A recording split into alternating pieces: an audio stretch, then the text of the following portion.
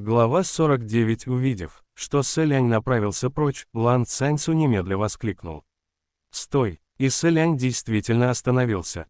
Лан Цаньцу скрипнул зубами и проговорил: «Ты должен мне кое-что объяснить». Сэлянь спросил: «Каких объяснений ты ждешь? Чувство ненависти за истребление династии породило в твоей душе желание отомстить моему государству, моему роду. Ты ненавидел Юнань, и я могу это понять». Но он запнулся и долго не мог продолжить, лишь спустя какое-то время собрал волю в кулак и дрожащим голосом произнес: «Но, советник, разве я и мои родители плохо относились к выжившему народу государства Синьлы?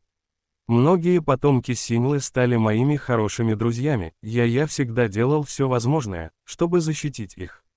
Каждое произнесенное им слово было чистой правдой. После падения государства Синьлы многие оставшиеся в живых жители не стали отказываться от своего происхождения. Даже когда народ Юнань основал собственное государство и начал объединять земли под своим началом, часть людей и их потомков по-прежнему считали себя выходцами из Синьлы, что часто приводило к столкновениям с народом нового государства. В самом начале правящий дом Юнань подавлял волнения с позиции силы и военного превосходства. Таким образом было убито множество потомков Синьлы, которые все еще оказывали сопротивление новой династии. С другой стороны, также нередки были случаи, когда люди Синьлы объединялись в союзы и устраивали покушения на членов правящего дома Юнань. Несколько раз им это успешно удавалось, и тем самым взаимная вражда становилась лишь сильнее. Но когда наступил период правления родителей Лан Цаньцу, они стали относиться к народу предыдущего государства совершенно иначе, с теплотой и радушием.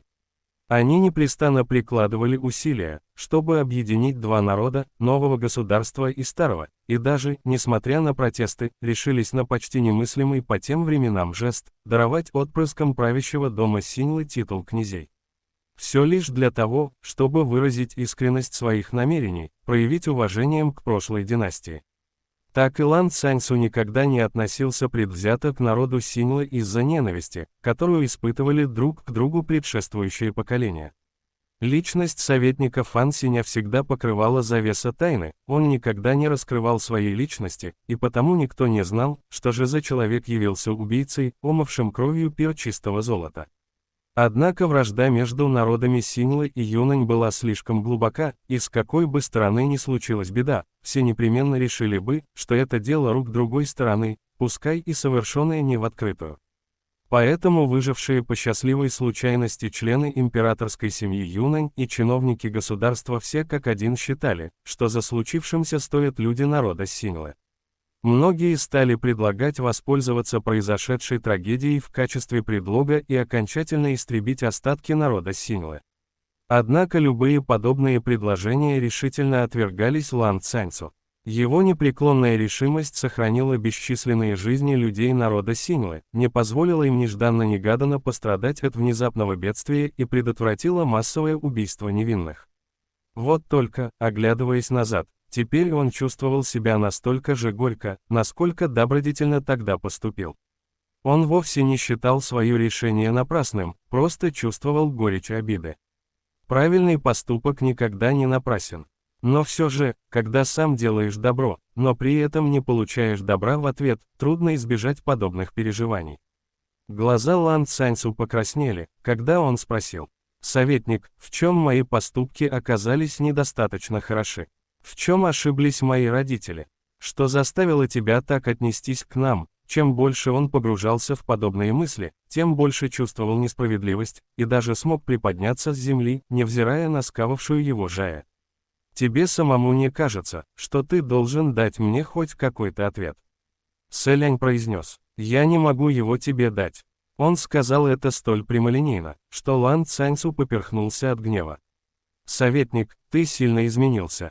Раньше ты был другим». Сэлянь, помолчав, потер точку между бровей и ответил: «Помнится, когда-то очень давно я говорил тебе, что ты не должен опрометчиво устанавливать в своей душе священный алтарь в мою честь, который нельзя будет свергнуть.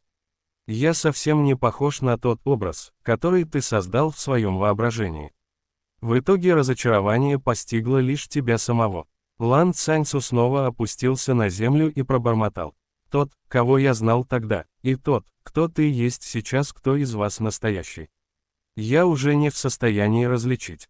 Сэлянь ответил, все это, я, но тогда тебе было всего 17 лет, а сейчас ты уже вырос.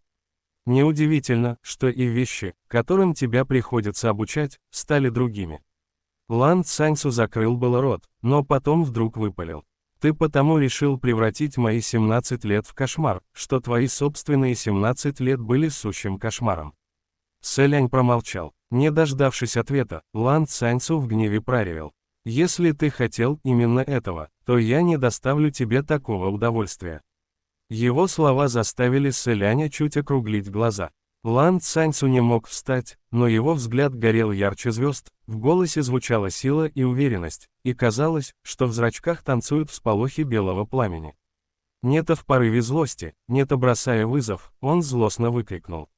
«Если ты хотел, чтобы я стал таким же, как ты, исполнившимся ненависти и злобы, этому не бывать.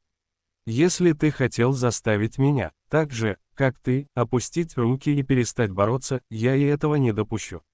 Никогда, неважно, что еще ты со мной сделаешь. Я никогда не стану таким, как ты». Его полное мужество и героизма слова заставили Сэляня остолбенеть. Спустя мгновение он прыснул и наконец расхохотался. Только что Лан Цаньцу со слезами в глазах выкрикивал пламенные речи, исполнившись пылких эмоций. Но этот смешок, будто из надутого меча выпустили воздух, поверг его в растерянность, а в следующий миг – в ярость. Сэлянь же громко рассмеялся, хлопая в ладоши, и чем дальше, тем звонче звучал его смех. В конце концов он воскликнул. «Отлично!» Он уже и не помнил, когда в последний раз смеялся столь неудержимо. С огромным трудом принц остановился, протер глаза, кивнул и произнес. «Отлично! Запомни сказанное тобой сегодня, о том, что никогда не станешь таким, как я». Хуа Чен все это время стоял рядом, сложив руки на груди, и спокойно наблюдал за происходящим. Но когда прозвучала последняя фраза Сэляня, перед принцем с громким хлопком расплылось облако красного тумана. Столь внезапная вспышка красного заставила Сэляня с удивлением подумать, что Лан Цаньцу применил какую-то технику, и быстро отступить, сосредоточившись на мерах предосторожности. Однако, когда звуки стихи, принц не ощутил никакой разрушительной силы. Туман рассеялся, и то место, где лежал Лан Цаньцу, опустело, небожитель исчез, а на его месте остался лишь покачивающийся влево-вправо неваляшка. Тело и голова неваляшки представляли собой два кругляша, соединенных вместе наподобие большой тыквы-горлянки. Лицо куклы изображало здоровяка со слегка наивными чертами лица, яркими глазами и бровями вразлет. Неваляшка пучил глаза и возмущенно надувал щеки, а за спиной его виднелось широкое лезвие меча. Казалось, кукла так и пышет божественной мощью. Это был точь-в-точь облик Лан Цаньцу, однако теперь он по какой-то причине обернулся игрушкой, которую так любят маленькие дети. Улыбка исчезла с лица Сэляня, он воскликнул. «Цаньцу!» Лишившись своего пленника, Жая с шуршанием вернулась на запястье принца. Хуа Чен неторопливо приблизился и легонько щелкнул по неваляшке пальцем, прыснув со смеху. Вот уж точно, такие люди в любом виде выглядят одинаково по-дурацки. Сэлянь, не зная, что сказать на это, поднял неваляшку с земли и на ходу произнес. «Слушай, Сань Лан, это что? Лан Цаньцу, почему он принял такую форму? Не стоит тебе над ним издеваться, скорее верни ему первоначальный облик». Хуа Чен же возразил, «А вот и не верну. Мы возьмем его с собой». «Куда?» К этому моменту они подошли к узкому входу в горную пещеру. Хуа Чен не ответил, лишь подкинул кости на ладони, посмотрел на выпавшее число и первым вошел внутрь. Магическая техника превращения человека в неваляшку поистине отличалась озорством и отлично отражала стиль Хуа Чена. Однако снять заклятие было чрезвычайно трудно. Сэлянь вот, к примеру, не мог этого сделать, да и не смел утверждать, что другим небожителям это удастся. Оставалось только поспевать за Хуа Ченом с неваляшкой Цаньцу в руках. Вспомнив о Фансине, который все еще лежал брошенным на земле, принц поспешно вернулся за мечом, пристроил его за спину и вошел в пещеру следом за Хуа Ченом. Он хотел попросить Хуачена снять заклятие, но тот лишь молча вел его сквозь узкий проход пещеры, который постепенно начал расширяться. Их шаги зазвучали эхом, отраженным от высоких сводов тоннеля, а впереди показались тусклые огни и послышались песнопения. Когда Сэлянь в призрачном городе приближался к Дому Блаженства, он сперва тоже расслышал звуки песен, но те плавные тягучие напевы прекрасных Димонесос походили на шепот нежной искусительницы над ухом, способный прямиком разбить сердце слушателя. А эти звуки, скорее, имели сходство с бешеными плясками нечистой силы, сбивчивые и неприятные слуху, они не шли ни в какое сравнение с песнями Дома Блаженства. Сэлянь не удержался от вопроса. «Сань Лан, что это за место?» Но Хуачен лишь прошипел. «ТСС». Сэлянь и так-то спросил очень тихо, а теперь и вовсе задержал дыхание. Совсем скоро он понял, почему нужно вести себя бесшумно. К ним навстречу по воздуху парили несколько тускло-зеленых огней. Но когда огни подлетели ближе, принц разглядел, что это были демонята в бирюзово-зеленых одеждах. У каждого демоненка на голове держалась зажженная масляная лампа, которая делала их похожими на зеленые свечки. В тоннеле пещеры спрятаться куда-либо не представлялось возможным, и картину поистине можно было назвать встречей на узкой дорожке. Сэлянь завел руку за спину и приготовился выхватить Фансинь, но тут же вспомнил, что правильнее использовать Джая, и опустил руку. Но кто бы мог подумать, что демоны-то лишь пробегут по ним взглядом и не обратят никакого внимания, а просто продолжат идти по своим делам, тихонько перешептываясь. Не похоже, что они не заметили путников, наиболее вероятно было обратное. Однако произошедшее выглядело весьма странно. Сэлянь бросил взгляд на Хуачена, и разве рядом с ним шел необыкновенно прекрасный князь демонов в красных одеждах? Вовсе нет. Принц явственно увидел лишь бледного демоненка с бирюзово-зеленоватым огоньком на голове. Вот оно что. Сэлянь даже не заметил, в какой момент Хуачен навесил на них личину. Подумав о том, что прямо сейчас у него на голове держится масляная лампа, в которой теплится зеленый огонь, Сэлянь не сдержался и потрогал макушку, затем произнес. Но зачем придавать им такой странный вид? И хотя он не высказал вопроса напрямую, Хуачен, очевидно, понял все без объяснений, поэтому ответил. Это же лазурный демон Цзэжун. Ты, должно быть, слышал о его специфично низких вкусах. Всех мелких демонов в своем подчинении он обязал обрежаться подобным образом. Принц никак не ожидал, что Хуачен приведет его в логово лазурного демона Цзэжуна. Ранее, если кто-то из мира демонов или небесных чертогов упоминал Цзэжуна, непременно добавлял пару фраз о низких предпочтениях, и Сэлянь никак не мог взять в толк, почему. Прозвище «Лазурный фонарь» в ночь рисовало картины, полное изящества с малой таликой коварства. Но если значение слов «лазурный» и «фонарь» объяснялось именно вот так, грубо и без обиняков, то все действительно выглядело немного иначе, чем принц себе представлял. Сэлянь задал вопрос. «Но разве ты не уничтожил его резиденцию задолго до этого?» Хуачен ответил. «Уничтожил, но сам Цзэжун сбежал.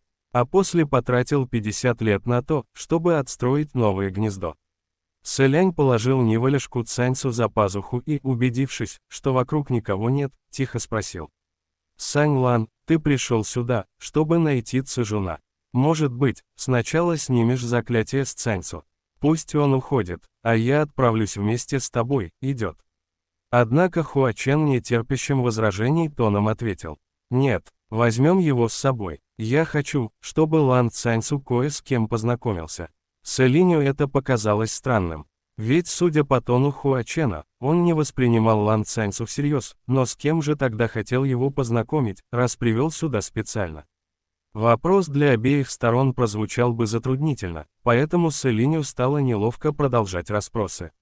Спустя какое-то время они наконец вышли из тоннеля, оказавшись в гроте.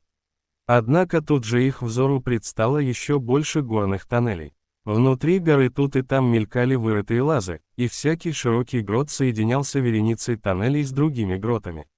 У входа в каждый такой проход то и дело сновали демоны, оборотни и иная нечисть с огоньками на голове. Все это напоминало огромный улей или муравейник. Если бы Сэлянь бродил здесь в одиночку, он бы наверняка вскоре заблудился, не помня дороги.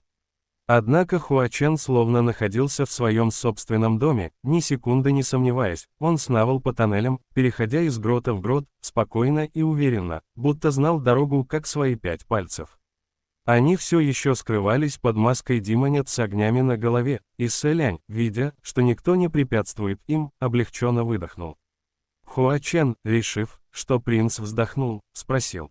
«Что-то не так?» Сэлянь ответил. «Все в порядке. Просто я подумал, что ты собираешься ворваться с боем, и не ожидал, что мы будем пробираться под прикрытием.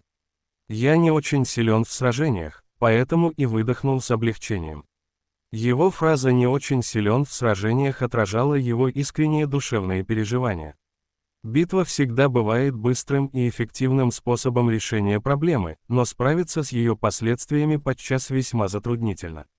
Услышав объяснение, Хуачен как будто усмехнулся, потом произнес. «В прошлый раз я так и сделал, ворвался с боем в его логово, но Цзэжун сбежал, едва прознав об этом. Сегодня он нужен мне собственной персоной, и потому нельзя позволить ему узнать о нашем прибытии». Сэлянь подумал, неужели тот, с кем Сань Лан хочет познакомить Лан Цаньсу, и есть лазурный демон? Какая связь может быть между этими двумя? Ох, пусть мне неизвестен его замысел, лучше просто последовать за ним и попытаться уговорить снять заклятие с Цаньсу. Принц еще помнил о том, что сжег дом блаженства, и потому никак не мог избавиться от угрызений совести. Он как раз размышлял об этом, когда Хуачен вновь заговорил. Эта никчемная дрянь ни на что не годится, но вот бдительностью обладает немалой. Младшим демонам запрещено приближаться к нему, а принять облик его ближайших подданных весьма проблематично. Если лишь один способ подобраться к нему поближе. Как раз в этот момент навстречу им вышли 4 демоненка, которые весело смеялись и переговаривались. Хуачен замедлил шаг, Сэлянь последовал его примеру и увидел, что демоны ведут за собой целую вереницу живых людей, связанных веревками. Среди них попадались бедняки в лохмотьях и богачи в роскошных одеяниях, мужчины и женщины. Все, явно не старше 30 лет. За полы одежд одного из мужчин крепко уцепился маленький мальчик, видимо, демоны схватили отца и сына. Руки у пленников были связаны, каждый шел в логово чудища с ужасом на лице, будто вот-вот лишится чувств. Хуачен уступил процессии дорогу, затем, как ни в чем не бывало, развернулся и пристроился в хвосте. Он лишь осторожно коснулся Сэляня локтем, и принц сделал то же самое, направившись бок о бок с ним. А когда взглянул на Хуачена, обнаружил, что тот вновь сменил облик, на этот раз он обернулся симпатичным юношей. Вероятно, и Сэлянь сейчас выглядел примерно так же. Процессия направилась дальше по тоннелю, непрестанно сворачивая.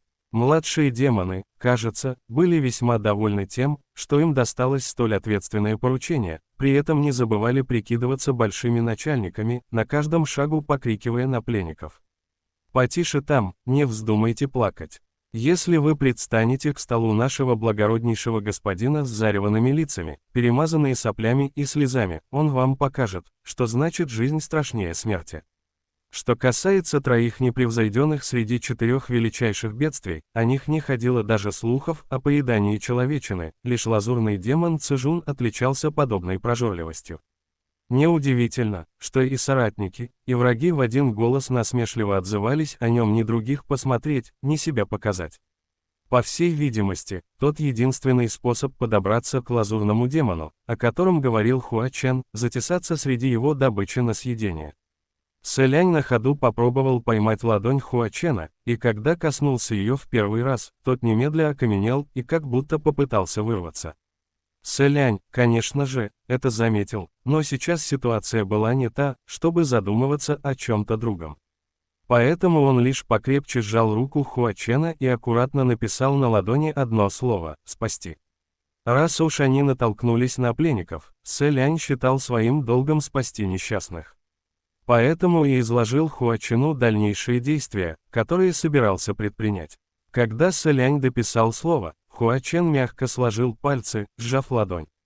Через некоторое время процессия вышла из тоннеля и оказалась внутри громадного грота.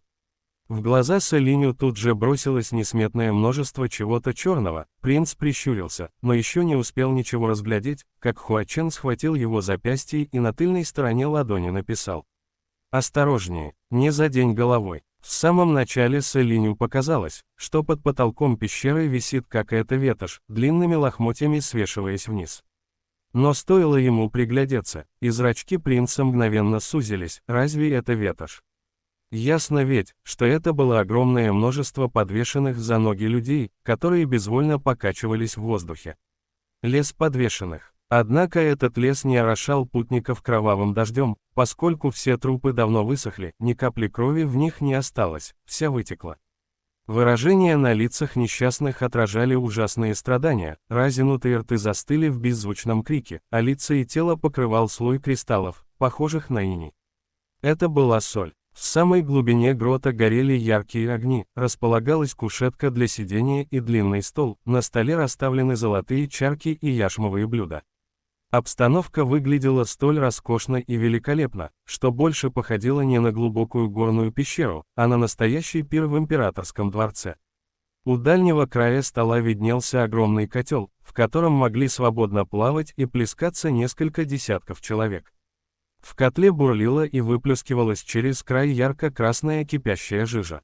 Если кто-то по неосторожности свалится в него, то наверняка мгновенно сварится до готовности. 4 демоненка повели пленников к котлу. Кто-то, увидев такую картину, от страха упал на колени и отказался подниматься, принялся браниться и брыкаться, не давая вести себя дальше. Селянь же вдруг ощутил, как застыли шаги Хуачена и как напряглись его руки. Принц повернулся и увидел, что на Хуачине все еще надет облик молодого симпатичного парня, но во взгляде его заплясало пламя гнева, вздымающееся до самых небес. Несмотря на неисчезающую с его губ улыбку, Селиню было доподлинно известно, что истинные чувства Хуачена спрятаны глубоко внутри. И принц никогда раньше не видел такого всепоглощающего гнева в его взгляде. Проследив в том же направлении, куда смотрел Хуачен, в следующий миг Селянь ощутил, как даже выдох застыл в горле. Перед роскошной кушеткой на коленях стоял человек. Так могло показаться на первый взгляд. На второй же становилось понятно, что на самом деле это лишь каменная статуя, выполненная точь-в-точь по размерам реального человека. Статуя выглядела весьма необычно, вырезанная в коленопреклоненной позе, она стояла спиной к принцу, понурив голову. При одном взгляде на нее в голову приходило лишь одно описание – непрекаянная душа. Поразмыслив, можно было догадаться, что такую статую создали лишь с одной целью – оскорбить изображаемого ею человека.